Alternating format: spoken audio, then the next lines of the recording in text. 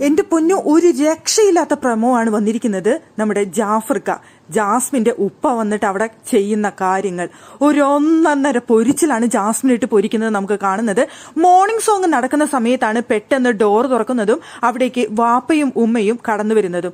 വന്ന വഴിക്ക് അവിടെ ഒരു മാല കൊടുക്കുന്നുണ്ട് ജാസ്മിന്. ഇനി വരുന്നത് വരെ കഴുത്തിൽ ഈ മാല മതി എന്ന് പറഞ്ഞുകൊണ്ടാണ് ആ മാല കഴുത്തിലേക്ക് ഇട്ടു കൊടുക്കുന്നത്. അതിനുശേഷം അവിടെ ചെന്നിരിക്കുന്ന സമയത്ത് ഈ മാല ഊരു മോളെ എന്ന് പറയുമ്പോൾ ജാസ്മിൻ കരഞ്ഞുകൊണ്ട് വേണ്ട വാപ്പ എന്ന് പറയുന്നുണ്ട്. അപ്പൊ വാപ്പ അത് നിർബന്ധിച്ച് കഴുത്തിൽ നിന്ന് ഗബ്രിയുടെ മാല ഊരി വാങ്ങുന്നുണ്ട്.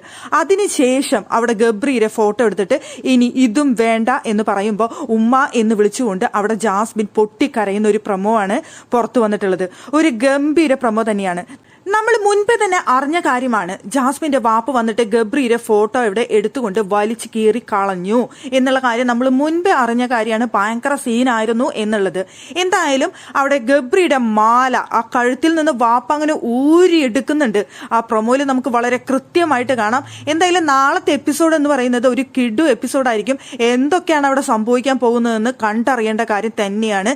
എന്തായാലും ഗംഭീരമായിരിക്കും എന്നുള്ള കാര്യത്തിൽ യാതൊരു സംശയം വേണ്ട. വാപ്പ വന്നിരിക്കുന്നത് മോളെ ഒരു പാഠം പഠിപ്പിക്കാൻ തന്നെയാണ്.